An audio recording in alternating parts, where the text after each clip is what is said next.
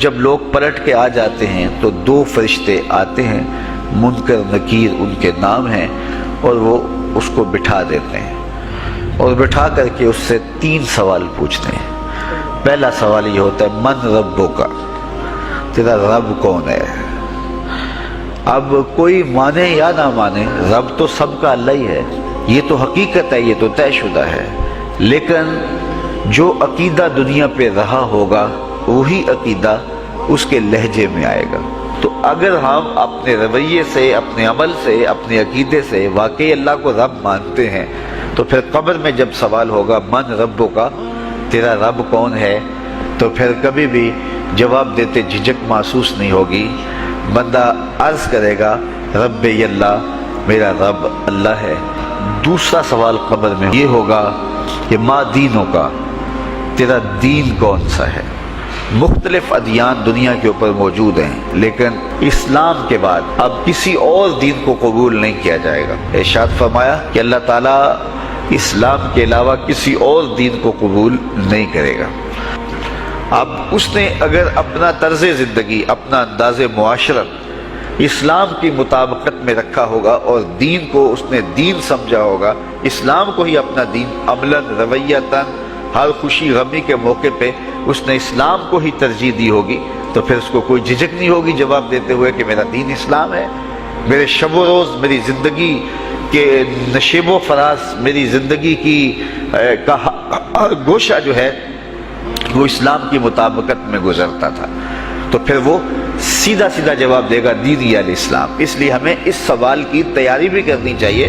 ہم صرف مصلی کے مسلمان نہ بنیں کہ 5 نمازیں پڑھ لی، روزے رکھ لیے، تراویح پڑھ لی اور حج کر لیا، تو اس سے ہم مطمئن ہو گئے کہ ہم مسلمان ہیں۔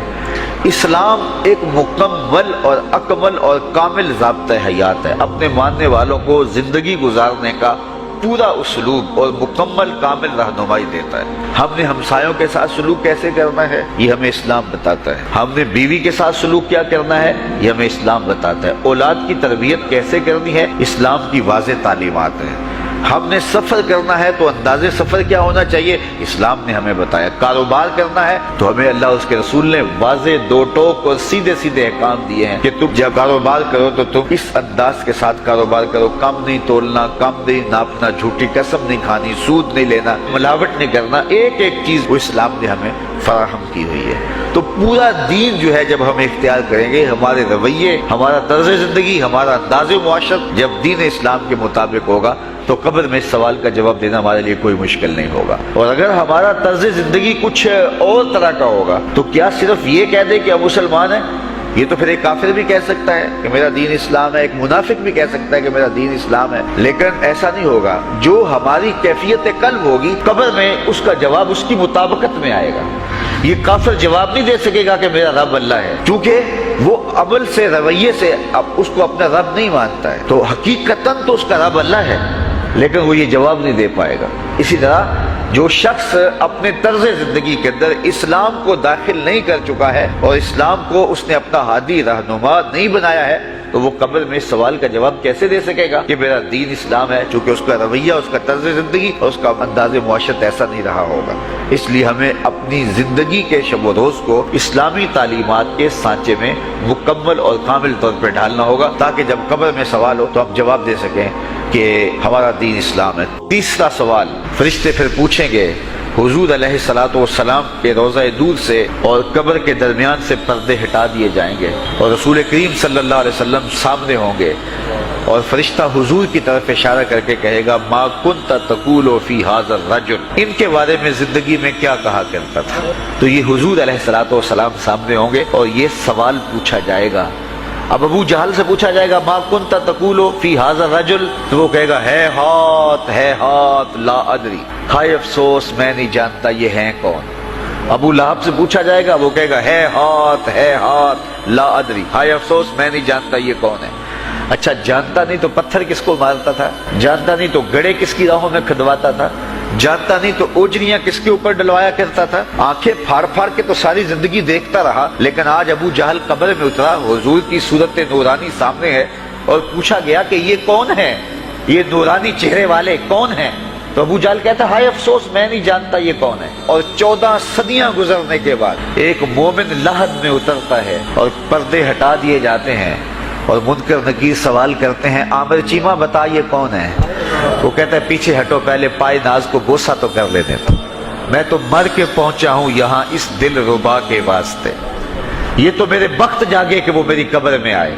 شیخ عبدالحق محدث دہلوی علیہ رحمہ لکھتے ہیں کہ جب سے یہ سنا ہے کہ قبر میں حضور آئیں گے پتہ نہیں موت کہاں مر گئی ہے, جی چاہتا ہے زندہ ہی قبر میں چلے جائیں.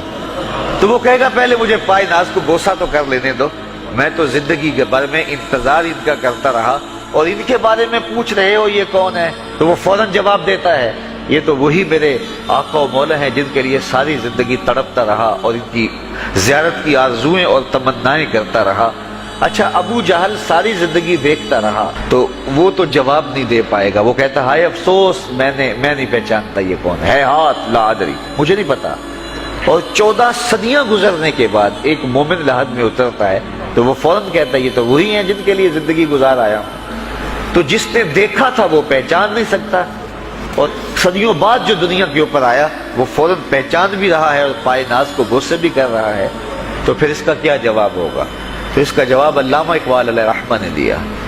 وہ کہتے ہیں قبر میں یہ جو آنکھیں ہیں ان میں تو مٹی پڑی ہوگی, یہ تو بند ہوگی, دل کی آنکھیں کھلی ہوں گی. ابو جہل نے ان آنکھوں سے دیکھا تھا, یہ آنکھیں تو اب کھلی نہیں ہیں, تو ان سے وہ کیسے پہچانے گا؟ اور دل کی آنکھوں نے حضور کو دیکھا ہی نہیں تھا.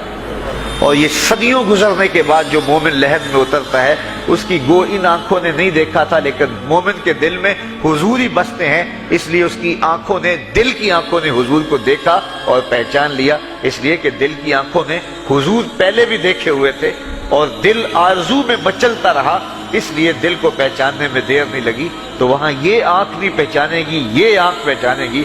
تو حضور علیہ الصلوۃ والسلام کے حوالے سے جب سوال ہوگا, اگر اس سوال کا جواب نہیں آیا تو پھر جہنم کی کھڑکی کھول دی جائے گی, اور اگر اس سوال کا جواب آیا تو پھر جنت کے دروازے کشادہ کر دیے جائیں گے اور جنت کی ٹھنڈی ہوائیں اس کی قبر میں آ جائیں گی. بلکہ حدیث میں آتا ہے اسے کہا جائے گا کہ نم کنومت العروس, ایسے سو جا جس طرح دلہن سوتی ہے. اور وہاں سے لے کر کے حشر تک کا سفر جو ہے اس کے لیے بہت لمبا سفر نہیں ہوگا. وہ ایسے ہوگا کہ جو ہے وہ ایک خوبرو کے گلے سے ہار گرے گا اور وہ موتی ٹوٹ کے گر جائیں گے اور وہ اس کو چننے میں مصروف ہو جائے گا. اب یہ سارے موتی چن نہیں پائے گا کہ قیامت آ جائے گی. یہ مومن کے لیے اللہ نے آسانی رکھی, 50,000 سال کا دن ہوگا یوم محشر, لیکن جو مومن ہوگا اس کے لیے حشر کا اتنا بڑا دن ایسے ہوگا جتنا عصر کا وقت ہوتا ہے. تو اتنے تھوڑے وقت میں اس کے لیے گزر جائے گا. اچھی بات دوسروں تک پہنچانا صدقہ جاریہ ہے. ویڈیو زیادہ سے زیادہ شیئر کیجیے.